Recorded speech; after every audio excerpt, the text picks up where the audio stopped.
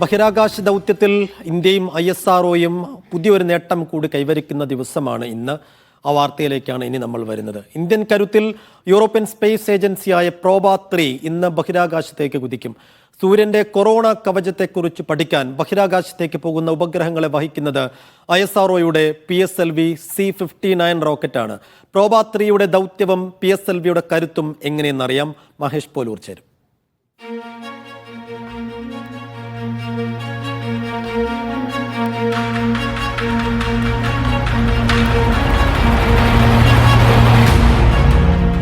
നമസ്കാരം.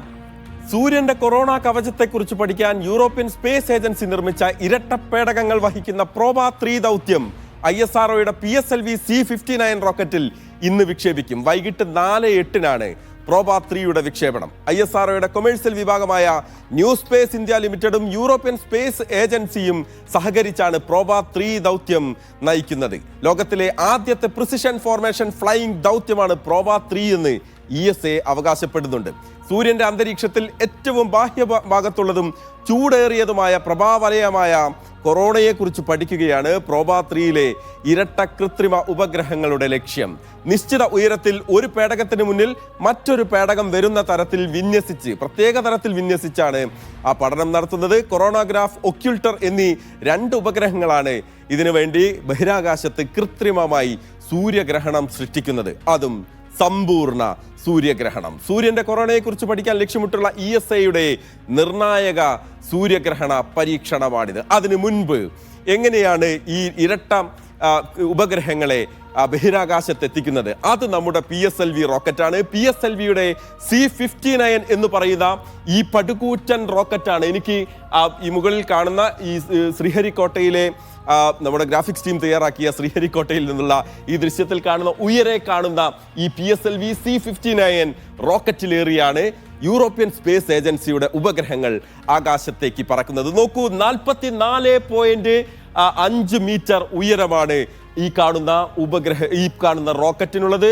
ഒപ്പം 320 ടൺ ഭാരവും ഈ കാണുന്ന റോക്കറ്റിനുണ്ട്. നോക്കാം നമുക്ക് എന്തൊക്കെയാണ് പ്രത്യേകതകൾ എന്നുള്ളത് നോക്കാം. ഈ റോക്കറ്റിന്റെ 44.5 മീറ്റർ ഉയരം, ഒപ്പം 320 ടൺ ഭാരം, 4 പ്രൊപ്പൽഷൻ സ്റ്റേജുകൾ, അതായത് 4 എഞ്ചിൻ സ്റ്റേജുകളാണ് ഈ പറയുന്ന റോക്കറ്റിനുള്ളത്. ഇനി ഇതിന്റെ മറ്റു സ്പെസിഫിക്കേഷനിലേക്ക് നമ്മൾ പോയി കഴിഞ്ഞാൽ അപ്പോജി പെരിജി. നോക്കൂ, അപ്പോജി എന്ന് പറയുന്നത് ഏറ്റവും അകലം കൂടിയ ഭ്രമണപാതയാണ്. ഭൂമിയിൽ നിന്ന് വിക്ഷേപിച്ചു കഴിഞ്ഞാൽ 60,530 കിലോമീറ്റർ അകലെയുള്ള ഭ്രമണപാതയിലൂടെ ചെന്ന് തൊട്ടടുത്ത ഭ്രമണപാതയായ പെരിജിയിൽ 600 കിലോമീറ്റർ, കേവലം 600 കിലോമീറ്റർ ഭൂമിക്ക് അരികിലേക്ക് ഈ വാഹനം എത്തും. അതാണ് അതിൻ്റെ ഒരു ഭ്രമണപാത എന്ന് പറയുന്നത്. ഒരു വശത്ത് 600, മറുവശത്ത് 60,000. എന്തൊക്കെയാണ് പ്രോബ-3യിലെ പ്രത്യേകതകൾ എന്ന് നമുക്ക് നോക്കേണ്ടതുണ്ട്. പ്രോബ-3യിൽ അതിൽ 2 ഉപഗ്രഹങ്ങളാണ് എന്ന് നമ്മൾ പറഞ്ഞു. 2 വ്യത്യസ്തമായ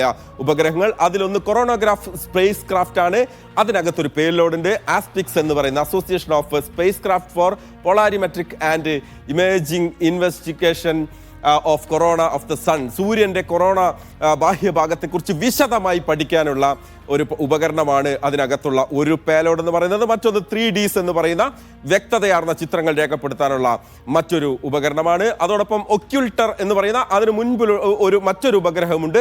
അതിൽ ഡാര എന്ന് പറയുന്ന മറ്റൊരു പേലോഡാണുള്ളത്. Digital absolute radiometer science experiment instrument എന്ന് പറയുന്നത്. 240 കിലോഗ്രാമാണ് ആ ഉപഗ്രഹത്തിന്റെ ഭാരം എന്ന് പറയുന്നത്. നോക്കാം എങ്ങനെയാണ് അത് പ്രവർത്തിക്കുന്നത് എന്നുള്ളതിന്റെ ചിത്രങ്ങൾ നമുക്ക് അതിനകത്ത് കാണാം. ഒരു വശത്ത് നമുക്ക് സൂര്യനെ കാണാം, അങ്ങ് അകലെ സൂര്യൻ. അതിന് കുറേ ദൂരെയായി ഈ ഭൂമിയോട് ഏതാണ്ട് അടുത്ത് നിൽക്കുന്ന ഭാഗത്ത് ഈ കാണുന്നത് പോലെ 2 ഉപഗ്രഹങ്ങളെ വിന്യസിക്കും. മുന്നിൽ ഒരു ഉപഗ്രഹം ഉണ്ടാകും, അതാണ് ഒക്യുൾട്ടർ. ആ റൗണ്ടിൽ കാണുന്നത് ഒക്യുൾട്ടർ. അതിന് പുറകിൽ കൊറോണോഗ്രാഫ്, അതായത് സൂര്യനെ മറച്ചുകൊണ്ട് ഒക്യുൾട്ടർ പാസ് ചെയ്യുകയും പുറകിൽ നിന്ന് ഈ കൊറോണോഗ്രാഫ് അതിനെ രേഖപ്പെടുത്തുകയും. കുറെ കൂടി വ്യക്തതയായിരുന്ന ചിത്രങ്ങൾ ഇതാണ്.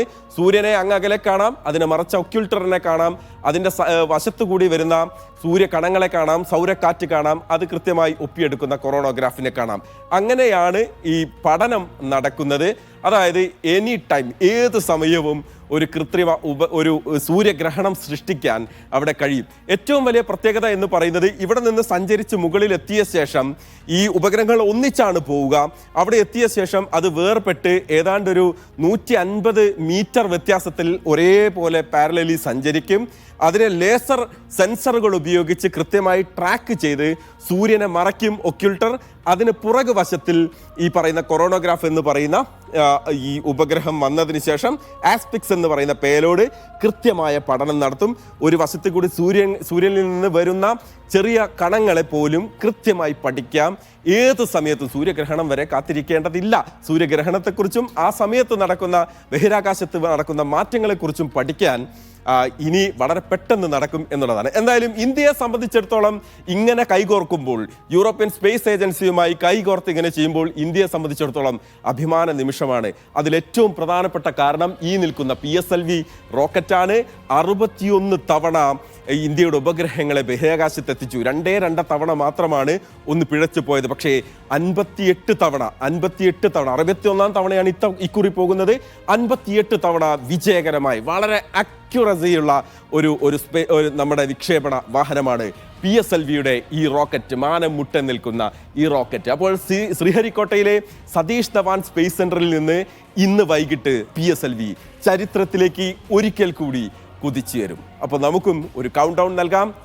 4, 3, 2, 1, 0.